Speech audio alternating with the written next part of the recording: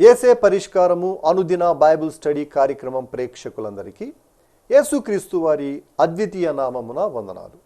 ప్రభువునందు ప్రియ దేవుని బిడ్డలారా, నేటి దినము డాక్టర్ కారుపాటి శ్యాన్సాగర్ గారి ద్వారా బైబిల్ స్టడీలోని వాక్య ధ్యానమును కీర్తనల గ్రంథము నుండి ధ్యానం చేసుకుందాం. మీరందరూ బైబిల్తోనూ నోట్బుక్తోనూ సిద్ధపడి ఉంటే డాక్టర్ కారుపాటి శ్యాన్సాగర్ గారు ప్రార్థన చేసి ఈ దినపు వాక్య పరిచర్య చేస్తారు. ప్రభువునందు ప్రియ దేవుని బిడ్డలారా, నేటి వాక్య ధ్యానం నిమిత్తం సహకారాన్ని ఇస్తున్న కుటుంబం జలపవారిగూడెం వాస్తవ్యులు నక్క నాగేశ్వరరావు, మేరీ సత్యవతి దంపతులు, కుమారులు జేమ్స్ వార్, తిరుపతిరావు అంబేద్కర్, కోడళ్ళు రాణి, రాధా, కృష్ణవేణి, కుమార్తె మరియమ్మ గారు, అల్లుడు భూషణం గారు మరియు మనుమలు మనుమరాండ్ర సహకరిస్తున్నారు. నాగేశ్వరరావు గారు, సత్యవతి గారులకు ధన్యవాదాలు. వారి కుమారులు, కోడళ్ళు, కుమార్తె, అల్లుడు, మనుమలు మనుమరాళ్లకు ప్రభు దీవెన కలుగునుగాక. ప్రార్థించుకుందాం. మమ్మలను మిక్కిలిగా ప్రేమిస్తున్న మా ప్రియ పరలోకపు తండ్రి, మీ పరిశుద్ధ ఘననామానికి వందనాలు. ఈ మాసము ప్రభు మేము ప్రార్థించగా మీరిచ్చిన జవాబుకై వందనాలు. ఈ దినపు ఎపిసోడ్ సహకారం ఇచ్చిన నాగేశ్వరరావు గారు, మేరీ గారు దీవించబడాలి, వారి బిడ్డలు, వారి యొక్క మనుమలు దీవించబడాలని ప్రార్థిస్తున్నాము. మీ కృప, మీ సహాయం వారికి ఇవ్వండి. రేపటి నుండి ప్రభు ఎపిసోడ్ సహకారులు ఎవరూ లేరు. రానున్న కాలానికి ఆర్థిక సహకారాలను పంపండి. నేటి వాక్య ధ్యానం ద్వారా మాతో మాట్లాడండి. యేసు ప్రభువు పేరిట వేడుకుంటున్నాము తండ్రి, ఆమెన్. ప్రభువునందు ప్రియ దేవుని బిడ్డలారా, మే 1వ తారీఖు సాయంకాలం 9:30 గంటల నుండి అనుదినము యేసే పరిష్కారం ప్రత్యేక ఆధ్యాత్మిక వర్తమానాలు నిబంధన ఛానల్లో ప్రసారం చేస్తున్నా. దయచేసి వీక్షించాలని ప్రేమతో నేను మనవి చేస్తున్నాను. వాక్యములోనికి వెళదాం. కీర్తనల గ్రంథం 72వ సంకీర్తన, ద్వితీయ స్కందములోని చివరి సంకీర్తన, చివరి వచనాలుగా 15వ వచనము నుండి 19వ వచనము వరకు ఉన్న వాక్య భాగం నేటి వాక్య ధ్యానంలో ధ్యానం చేసుకుందాం. చదువుతాను, చూడండి.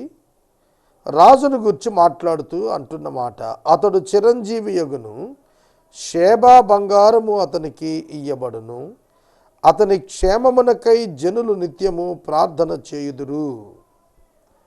సొలొమోను గుర్చినటువంటి వివరణ. సొలొమోను చిరంజీవి అయ్యాడా?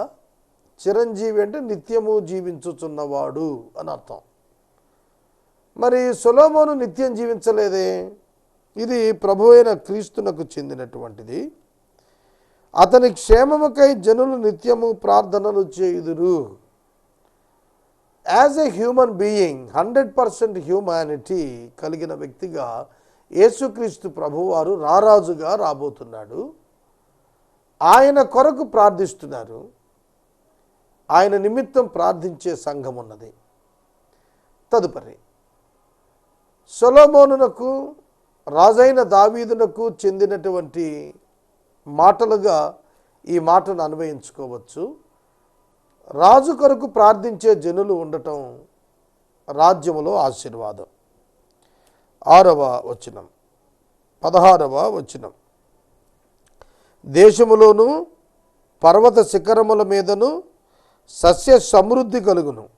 దేశములోను పర్వత శిఖరముల మీదను సస్య సమృద్ధి కలుగును. దాని పంట లెబానోను వృక్షముల వలె తాండవమాడుచూ ఉండును. చూడండి, ఇక్కడ సమృద్ధి అయిన ఆహారము కలిగిన దేశాన్ని వర్ణిస్తూ ఉన్నాడు.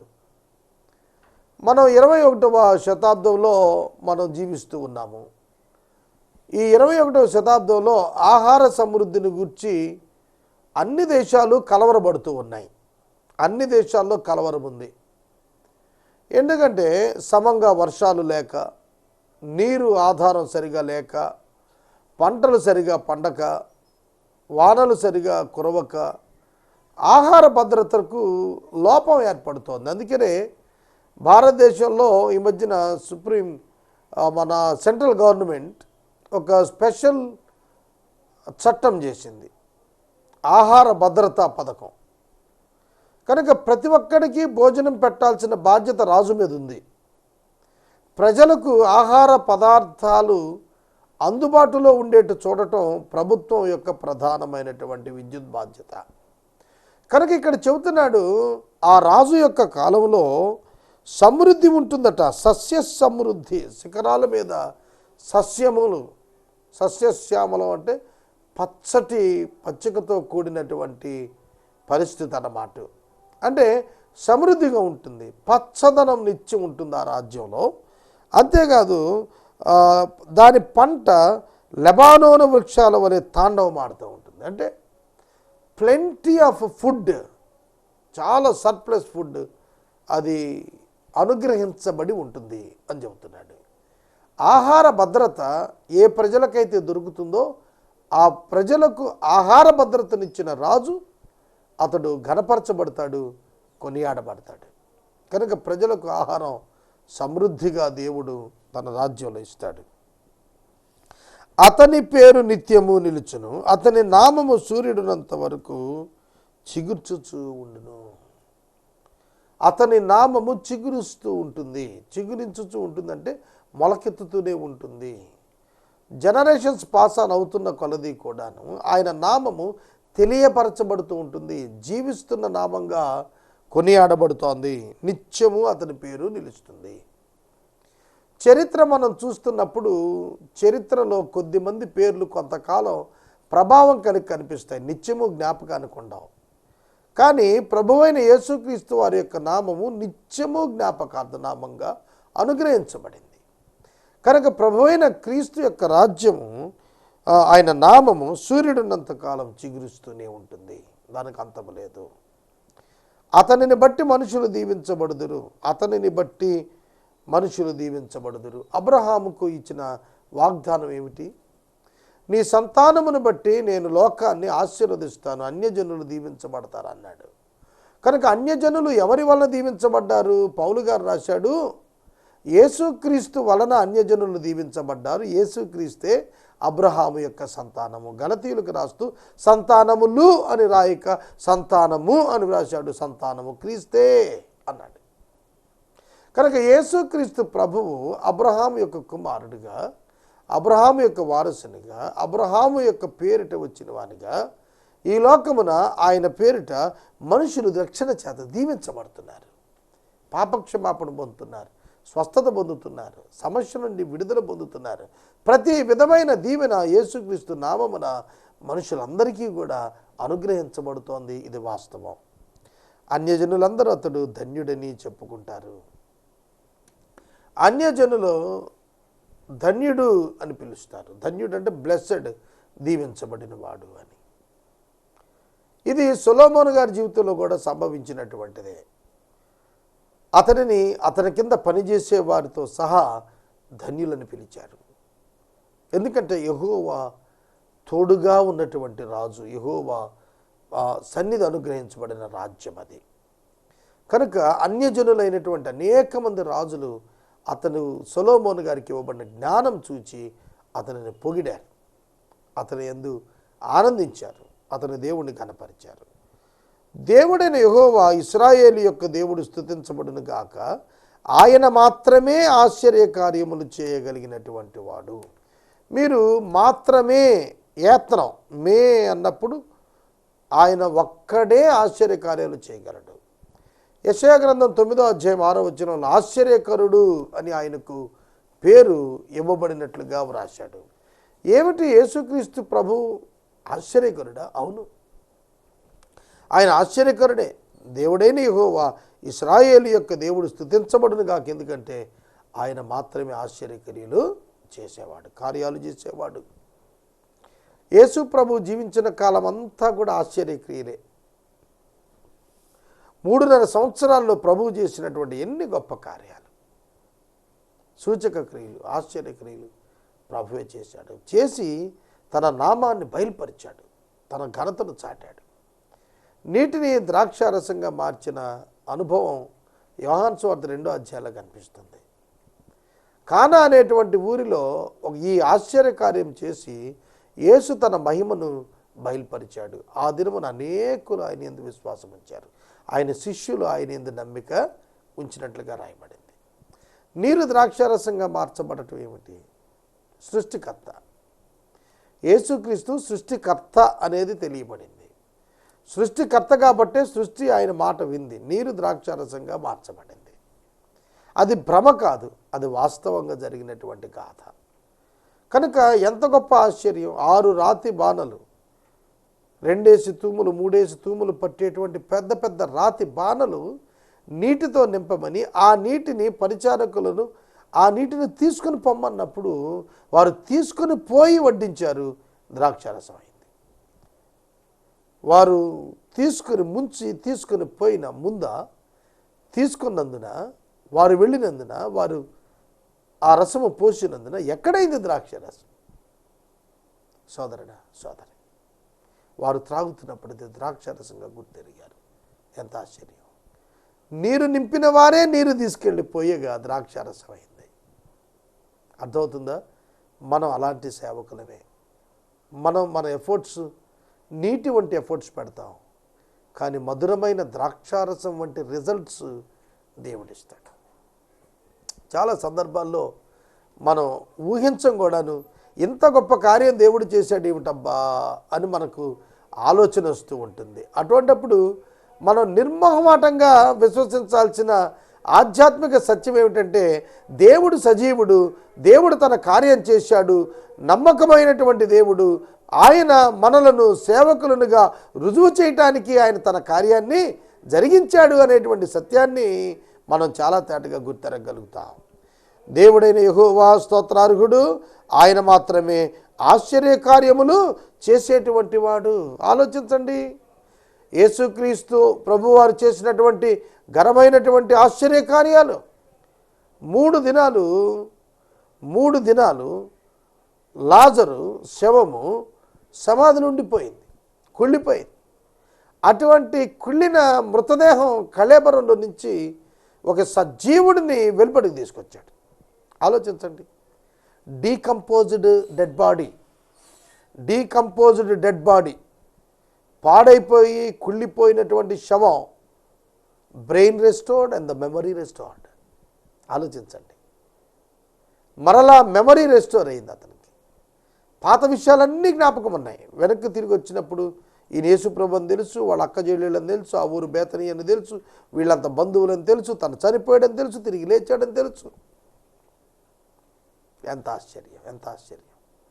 నోటి మాటతో లాజరు బయటికి రాంటే లాజరు బయటకు వచ్చాడు. ఎంత ఆశ్చర్యకరం! ఆయన మాత్రమే చేయగలడు, ఇంకెవడు చేయలేడు.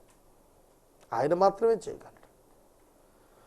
కనుక లాజరు యొక్క కుళ్ళిన దేహంలో ఆయన మరలా తిరిగి జీవాన్నిచ్చి, జీవము కలిగిన ఒక మానవుడిగా అతడు భూమి మీద మరలా జీవించడానికి తీసుకుని వచ్చాడు.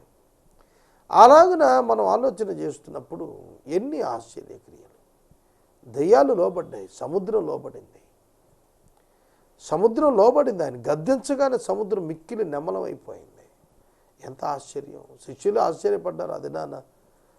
ఆ దినాన ఈయన ఎవరో, ఈయనకు సముద్రము గాలి లోబడుతున్నాయని చెప్పి ఆశ్చర్యపడ్డారు. కనుక ఈయన మాత్రమే ఆశ్చర్యకార్యాలు చేస్తాడు. అయితే మార్కు సువార్త 16వ అధ్యాయం చివరి భాగంలో అంటాడు, ఆయన నామమునందు విశ్వాసం ఉంచిన వారు ఆయన చేసిన కార్యముల కంటే గొప్ప కార్యాలు చేస్తారు. అందులో విషం వారి మీద పనిచేయదు, దయ్యాలను వదలగొడతారు, స్వస్థతలు తీసుకుని వస్తారు, అద్భుతాలు చేస్తారు. ఎన్ని విషయాలు చెప్పాడు. కనుక విశ్వాసులు ఆయన నామమును బట్టి లోకంలో చేయబోయే ఘనమైన కార్యాలు చెప్పినప్పుడు ఆయన మాత్రమే చేయగలడు, ఆయన మాత్రమే చేయించగలడు. తరువాత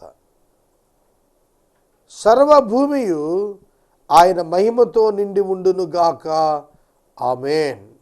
ఆయన మహిమ గల నామము నిత్యము స్తుతించబడునుగాక, సర్వభూమియు ఆయన మహిమతో నిండి ఉండునుగాక. 2 పర్యాయాలు గాక గాక అన్నాడు. ఆయన మహిమ గల నామము అంటే యేసుక్రీస్తు నిత్యము స్తుతించబడతాడు, నిత్యము స్తుతించబడతాడు. సోదరుడా, సోదరి, ఏ మనుషుడు ఆరాధనకు పాత్రుడు కాడు, ఆరాధ్యనీయుడు కాడు, ఒక్క యేసుక్రీస్తే ఆరాధ్యనీయుడు. ఎలయనగా ఆయన దేవుడు, దేవుని వాక్యం శరీరధారిగా వచ్చాడు, దేవుని చిత్తం నెరవేర్చాడు.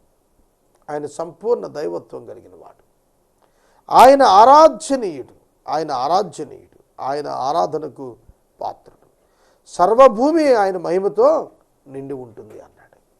1000 ఏండ్ల పరిపాలనలో సకల భూమి కూడా ఆయన మహిమతో నింపబడి ఉంటుంది. ఎందుకంటే అపవాది ఇక భూమి మీద ఉండడం, పాతాళంలో 1000 ఏళ్ళు బంధించబడతాడు. కాబట్టి భూమి మీద సర్వభూమి కూడా ఆయన మహిమతో నిండి ఉంటుంది, నిండి ఉంటుంది. నిండి ఉండడం అంటే filled with the glory of God. కనుక ఇక ఆయన వారిని పరిపాలిస్తున్నప్పుడు ఒక నీతితో కూడిన శాంతి రాజ్యం ఉత్పన్నమై కనపడుతుంది. అది ఊహింపలేనటువంటి కార్యంగా మనం చూడాలి. యెషయ కుమారుడు దావీదు ప్రార్థనలు ముగిసెను అని చెబుతున్నాడు. చూడండి, ఇంకా మనం ఇదే అధ్యాయంలో కొన్ని విషయాలు మీ దృష్టికి నేను తీసుకుని రావాలని ఆశపడుతూ ఉన్నాను. రాజైన దావీదు తాను చేసిన ప్రార్థనలో సొలొమోను జ్ఞాపకం చేసుకుంటూ వ్రాసినటువంటి కీర్తన ఇది. ఇందులో ప్రధానంగా రాజు యొక్క జీవితం, రాజకుమారుడైన సొలొమోను గారి యొక్క రాజరిక జీవితం, ఈ రెండింటిని కంపేర్ చేస్తూ యేసుక్రీస్తు ప్రభువారి 1000 ఏండ్ల పరిపాలన గురించిన చాలా అంశాలు తేటగా మాట్లాడబడ్డాయి. ఎందుకంటే రాజైన సొలొమోను కాలంలో యుద్ధాలు లేవు, శత్రువులు లేరు. అలాగే 1000 ఏండ్ల పాలన కూడా శత్రువులు ఉండరు. శత్రువు బంధించబడతాడు, పాతాళంలో పడేయబడతాడు. కాబట్టి అక్కడ నీతి రాజ్యం, శాంతి రాజ్యం, నెమ్మదితో కూడిన రాజ్యం. కనుక ప్రభు యొక్క రాజ్యానికి అనేక పోలికలతో పాటు ఈ యొక్క కంపారిజన్ ఇవ్వటం మనం చూస్తూ వచ్చాం. కొన్ని మాటలు ఇదే అధ్యాయులు, ఎందుకంటే ఇక్కడ మనం 2వ స్కందం ముగించుకోబోతున్నాం.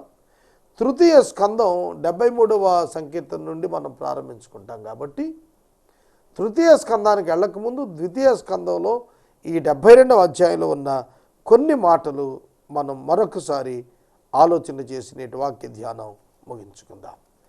నీతిమంతులు వర్ధిల్లుతారు, క్షేమాభివృద్ధి వారికి కలుగుతుంది. ఈ పదం ఇంకొంచెం మనం ధ్యానం చేయాల్సిన అవసరం ఉన్నది. నీతిమంతులు వర్ధిల్లుతారు. కీర్తనకారుడు కూడాను నీతిమంతులు ఏ విధంగా ఉంటారట, అంజూరపు మొవ్వ వలె మొవ్వ వేస్తారు, ఖర్జూరపు వృక్షం వలె మొవ్వ వేస్తారు అన్నాడు. అంటే అది దాని కాపు మానదు. ఖర్జూరం దాని కాపు మానదు. ఖర్జూరం ఎక్కువ బేస్డ్ డెజర్ట్ ఏరియాస్, ఈ యొక్క ఎడారి ప్రాంతాల్లో ఖర్జూరం ఎక్కువ పడుతుంది. కనుక దాని నీటి వసతి ఎక్కడి నుంచి తీసుకుంటుంది? కాబట్టి దాని యొక్క ఫలం ఉంది చూశారు, అది ప్రత్యేకమైనటువంటిది. ఈ ఖర్జూరపు వృక్షం వలె మొవ్వ వేసేటువంటి అనుభవం నీతిమంతులకు ఉంది. నీతిమంతులు వర్ధిల్లుతారు. ఈనాడు చాలామంది ఏమనుకుంటున్నారంటే అబద్ధాలు చెప్పేవాళ్ళు వర్ధిల్లుతారు, దొంగ పనులు చేసేవాళ్ళు వర్ధిల్లుతారు, మోసం చేసేవాళ్ళు వర్ధిల్లుతారు. ఇవాళ సాధారణ నానుడి ఇది. సాధారణ నానుడి ఏమిటంటే చెడ్డవాళ్ళు వర్ధిల్లుతారు అని. కానీ బైబిల్ చెబుతోంది నీతిమంతులు వర్ధిల్లుతారు. కానీ ఇది ఎట్లా ప్రూవ్ అవుద్ది? నీతిమంతులు వర్ధిల్లారనేది ఎప్పుడు ప్రూవ్ అవుద్ది? వారి లైఫ్ టైంలో ప్రూవ్ అవుద్ది. ఒక షార్ట్ స్పాన్ ఆఫ్ టైంలో ప్రూవ్ కాకపోవచ్చు. వారి జీవిత కాలంలో వీరు వర్ధిల్లారు అనేది తెలుస్తుంది. అందుకనే కీర్తనాకారుడు అన్నాడు, నీతిమంతుని పిల్లలు భిక్షమెత్తుటైనను వారు విడవబడుటైనను నేను చూడలేదు, ఒకప్పుడు చిన్నవాడినై ఉంటే ఇప్పుడు వృద్ధుడను అయ్యానన్నాడు. అంటే వన్ లైఫ్ టైం ఎక్స్పీరియన్స్, ఆ యొక్క అవగాహనలో పరిశీలనలో అతను తెలుసుకున్నది ఏమిటంటే నీతిమంతులు వర్ధిల్లుతారు, వారి సంతానం ఆశీర్వదించబడుతుంది.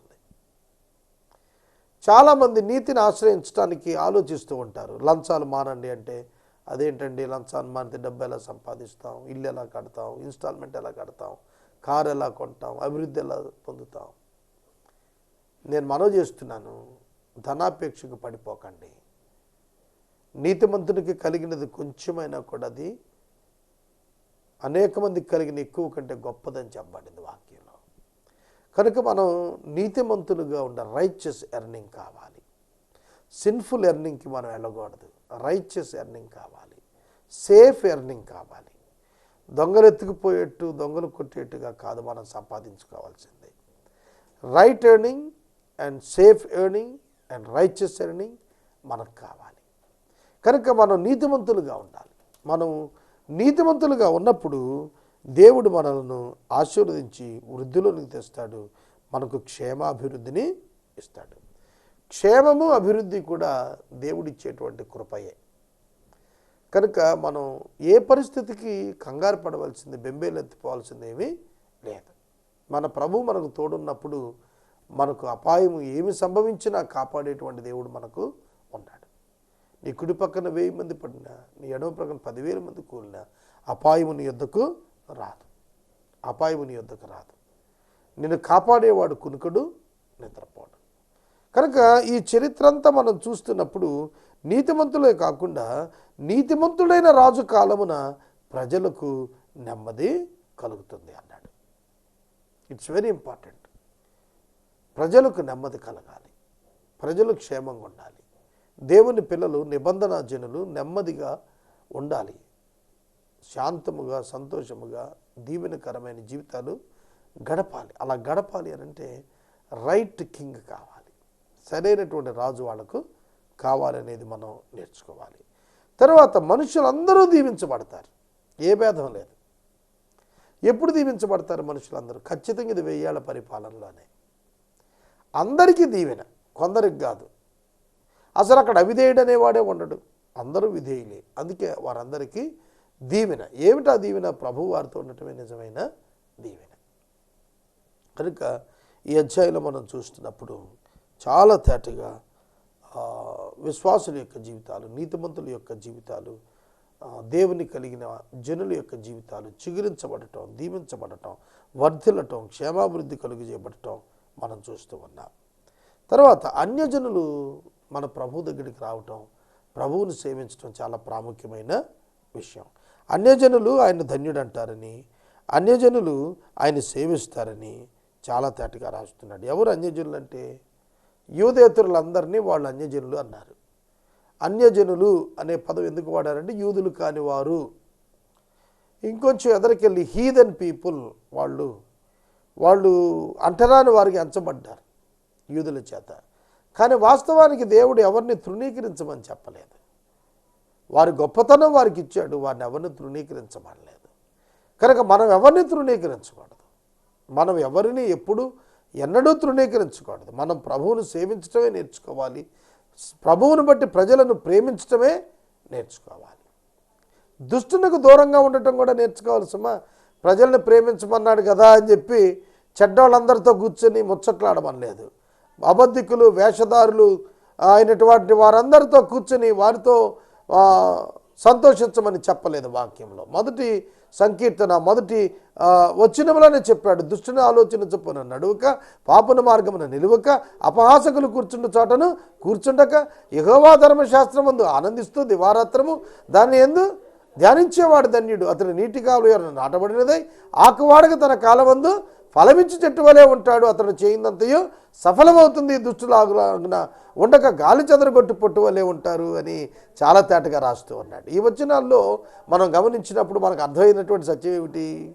మనం ఎన్నడూ కూడాను దుష్టులతో చేరకూడదు, అపహాసకులతో చేరకూడదు. మన యొక్క జీవితంలో ఇటువంటి వారిని దూరముగా ఉంచాలి, ఇటువంటి వారికి దూరముగా ఉండాలి.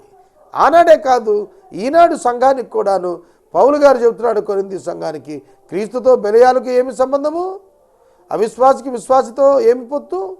అవును సోదరుడా, సోదరి, మన యొక్క జీవితాల్లో మనం చాలా తేటగా అర్థం చేసుకోవాలి. కనుక ప్రత్యేకించబడిన వారంగా జీవించాలి. ఈ 72వ సంకీర్తన ముగిస్తూ నేను మనవి చేస్తున్నాను, we must live a holy life. ప్రత్యేకించబడిన పరిశుద్ధులముగా మనమందరము కూడాను జీవించాలి. అలా జీవించినప్పుడే దేవునికి మన ద్వారా మహిమ వస్తుంది. దేవుడు మనకు మహిమనిచ్చేది ఆయన ప్రత్యేకంగా మనలను జీవించినప్పుడే ఇస్తాడు. అందుకనే ప్రభు యోహాను సువార్త 17వ అధ్యాయంలో చెప్పాడు, తండ్రి వీరిని నేను వేరు చేశానన్నాడు. ఎక్కడి నుంచి? లోకం నుంచి.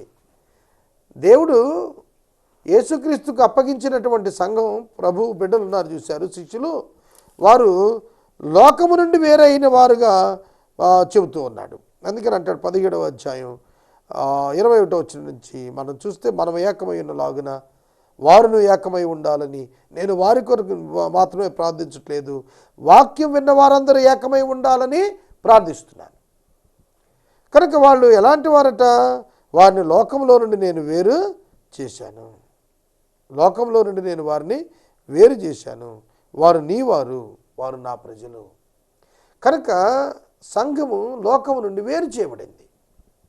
నిబంధనా జనులు లోకము నుండి వేరు చేయబడ్డారు.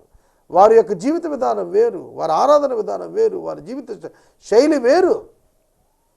ఈ రాత్రి మనం ప్రత్యేకించబడిన వారుగా ఉన్నామా? ప్రత్యేకించబడిన వారుగా ఉన్నామా? లోకానికి, పాపానికి ప్రత్యేకించబడ్డామా? ఇవాళ ఆలోచించండి మీరు. ఇవాళ లోకంలో కలిసిపోయారండి చాలామంది. దేవుని పిల్లలు అని చెప్పుకుంటున్నారు, దేవుని సేవకులు అని చెబుతున్నారు, కానీ లోకంతో కలిసిపోయారు. లోకములో కలిసిపోయారు. లోకస్తుల వలె మారి బ్రతుకుతున్నారు. అటువంటి వారితో విజోడుగా ఉండవద్దని దేవుని యొక్క వాక్యం సెలవిస్తుంది. ప్రియ దేవుని బిడ్డలారా, సంఘము క్రీస్తు యొక్క శరీరం అనేటువంటి ఐక్యతతో కూడిన ఒక సంబంధం. దీని నుండి డీవియేట్ అయిన వ్యక్తులతో మనం జాగ్రత్తగా ఉండాలి. ఈ రాత్రి వాక్య ధ్యానం నేను ఇక్కడ నిలుపుదల చేస్తున్నాను. 2వ స్కందం మనం పూర్తి చేసుకున్నాము. 72 సంకీర్తనలు మనము పూర్తి చేసుకోవటానికి గాను మనకు పట్టినటువంటి కాలం 2013 నవంబర్ 17న ప్రారంభించాము. ఇప్పటికీ 5 మాసాలు పూర్తయి మరొక 10 దినాలు అయ్యాయి. అంటే ఇంచుమించుగా 160 ఎపిసోడ్స్, 160-170 ఎపిసోడ్స్ మనం ధ్యానం చేశాం. 73వ సంకీర్తన నుండి 3వ స్కందం ప్రారంభం. రేపటి దినం దీని యొక్క చరిత్ర మనం చూద్దాం. ఈ రాత్రికాలపు వాక్య భాగానికి సహకారం ఇచ్చిన కుటుంబం జలపవారిగూడెం వాస్తవ్యులు శ్రీ నక్క నాగేశ్వరరావు గారు, శ్రీమతి మేరీ సత్యవతి గారు, కుమారులు జేమ్స్ వాట్, తిరుపతిరావు అంబేద్కర్, కోడళ్ళు రాణి రాధాకృష్ణవేణి, కుమార్తె మరియమ్మ, అల్లుడు భూషణం మరియు గ్రాండ్ చిల్డ్రన్ సహకారమిస్తున్నారు. నాగేశ్వరరావు గారికి, మేరీ సత్యవతి గారికి, కుటుంబ సభ్యులందరికీ ప్రత్యేక ధన్యవాదాలు. ఏప్రిల్ మాసంలో దేవుడు మనకు చేసిన ప్రతి సహాయాన్ని బట్టి ప్రభువును స్తుతిస్తూ ఉన్నాం. దయచేసి మాతో పాటుగా ప్రభువును స్తుతించాలని మీకు కూడా మనం చేస్తున్నాం. అలాగే మే 1వ తారీఖు నుండి రాత్రి 9:30 గంటలకు నిబంధన ఛానల్లో స్పెషల్ మెసేజెస్ ఫ్రమ్ బైబిల్ యేసే పరిష్కారం పక్షంగా అందిస్తున్నాం. వీక్షించాలని కూడా మనం చేస్తూ ఉన్నాం. ప్రార్థన చేసుకుందాం. తలలు వంచండి, ప్రార్థనలో ఏకీభవించండి. మనము ఇంతవరకు డాక్టర్ కారుపాటి శ్యామ్సాగర్ గారి ద్వారా బైబిల్ స్టడీలోని వాక్య ధ్యానమును కీర్తనల గ్రంథము నుండి ధ్యానం చేసుకున్నాము. ఈ కార్యక్రమం ద్వారా మీరు పొందుకునుచున్న ఆత్మీయ మేలులు ఒక ఉత్తరం ద్వారా మాకు తెలియచేయండి. మీ ప్రార్థనా మనవులు మాకు తెలియచేస్తే యేసే పరిష్కారం కార్యాలయం ఏర్పాటు చేసిన ప్రత్యేక ప్రార్థనా శిబిరంలో మీ కొరకు ప్రార్థిస్తాం.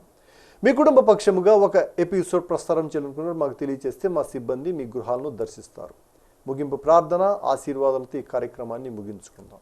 ప్రార్థించుకుందాం. మమ్మల్ని మిక్కిలుగా ప్రేమిస్తున్న మా ప్రియ తండ్రి వందనాలు. వాక్యము విన్న బిడ్డలను దీవించండి. వాక్యోపదేశము 2 స్కందాలు కీర్తనల నుండి పూర్తి చేసుకున్నాం. 3వ స్కందమునకు సహకారం రప్పించండి.